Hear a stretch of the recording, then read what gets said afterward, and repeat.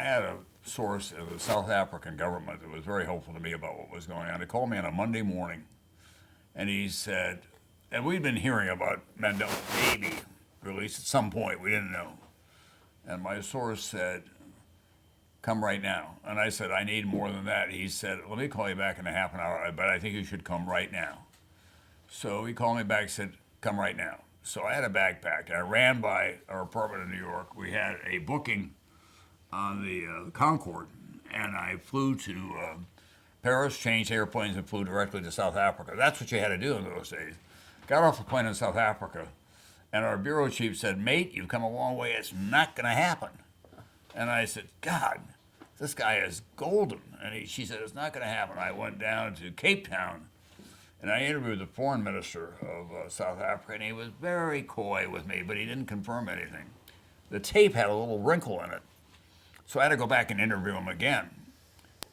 By then, he'd had a few drinks, and he said to me, Mr. Brokaw, your country is going to be very happy with my government in the next 24 hours. Oh, it is going to happen. At 3 o'clock the following morning, they called from New York and said, you got lucky again. He's going to be released in 5 hours. Get up and go. One of the defining moments in my career was being in the square in Cape Town when this elegant man stepped out onto the balcony, and the crowd went crazy. And he was so dignified. It looked like he'd just come back from a business trip in Geneva. Beautifully turned out, charismatic. And he came from royalty, as you know, and the tribal royalty in South Africa. And he talked about his hopes for South Africa.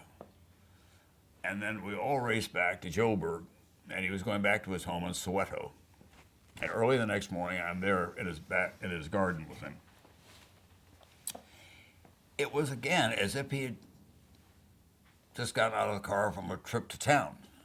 He was easy, and our camera crews were thrilled. And the sound man put the microphone over on his sound. The microphone had a big sound reducer on it, a big fuzzy thing. And I said, Mr. Mandela, it's not a weapon, it's a microphone. And he looked at me and he said, well, at first I didn't know. Maybe I've gotten into bigger trouble than I realized here. And just then, a friend of mine took the picture of the two of us, and we were both laughing. And it's a black and white photograph, and I keep it above my wife keeps it above her desk. It's one of my favorite photographs.